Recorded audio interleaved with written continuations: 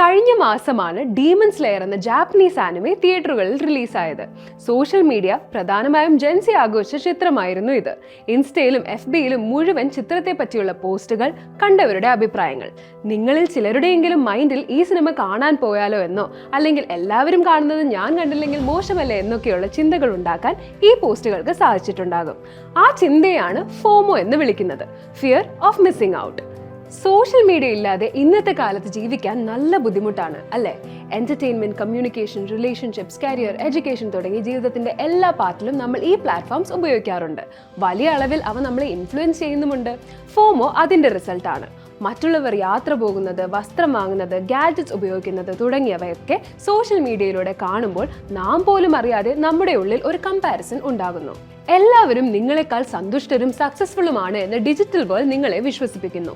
U will get disappointed, frustrated. മറ്റുള്ളവരെ പോലെ ആകാൻ ഒരുപാട് പണം ചെലവാക്കുന്നു. നമ്മൾ എടുക്കുന്ന തീരുമാനങ്ങൾ പോലും നമ്മളുടേതല്ലാതാകുന്നു, just to live a fake life. പക്ഷേ റിയാലിറ്റി മറ്റൊന്നാണ്. സോഷ്യൽ മീഡിയയിൽ നമ്മൾ കാണുന്നത് ആളുകളുടെ ലൈഫ് ഹൈലൈറ്റ്സ് മാത്രമാണ്, like a movie trailer. Boring parts കാണിച്ചാൽ സിനിമ കാണാൻ ആരും തിയേറ്ററിൽ വരില്ലല്ലോ. അതുപോലെ തന്നെ ജീവിതത്തിന്റെ നെഗറ്റീവ് സൈഡ്സ് അവിടെ അപൂർവമായി കാണൂ. It's crucial to realise that this is an illusionary world. ഇതിന്റെ തന്നെ മറ്റൊരു ഉദാഹരണമാണ് സോഷ്യൽ മീഡിയ ഫീഡുകൾ. നിങ്ങൾ എല്ലായ്പ്പോഴും ഇൻസ്റ്റ ഓർ ഫേസ്ബുക്ക് ഉപയോഗിക്കുന്നത് എന്റർടൈൻമെന്റിന് വേണ്ടി മാത്രമാണോ? അല്ല എന്ന് ഞാൻ പറയുന്നു.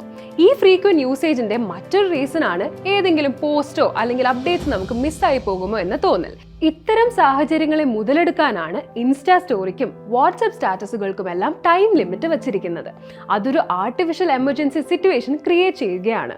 ആ സമയത്തിനുള്ളിൽ കണ്ടില്ലെങ്കിൽ അത് എന്നേക്കുമായി നഷ്ടമാകും എന്ന ചിന്ത അവ നമ്മളിൽ ഉണ്ടാക്കുന്നു. റീൽസ് കാണുമ്പോൾ അടുത്തത് നല്ലതായിരിക്കും എന്ന മൂഡിൽ സ്ക്രോൾ ചെയ്ത് പോകുന്നത് ഇതേ കാരണം കൊണ്ടാണ്. ക്രമേണ അറ്റൻഷൻ സ്പാൻ കുറയുന്നു, ക്ഷമ നശിക്കുന്നു, and eventually turns into a state called brain rote.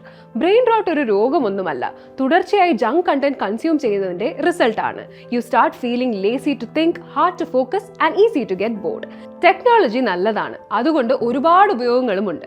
പക്ഷേ അത് നമ്മുടെ നിയന്ത്രണത്തിൽ തന്നെ ആകണം. അവ നമ്മളെ നിയന്ത്രിക്കുന്ന സ്റ്റേജ് ഉണ്ടായാൽ കാര്യങ്ങൾ കൈവിട്ട് പോയേക്കാം. However, this cycle is breakable. The way out is to consciously fill your time with what truly fulfills you. Physical activities il engage ആവുക, ആളുകളോട് മിങ്കിൾ ചെയ്യുക, യാത്രകൾ പോവുക, പുസ്തകങ്ങൾ വായിക്കുക എന്നിങ്ങനെ മീനിങ്ഫുൾ ആയ സമയം വിനിയോഗിച്ചാൽ നിങ്ങൾക്ക് ഇതിൽ നിന്ന് പുറത്തു വരാൻ സാധിക്കും.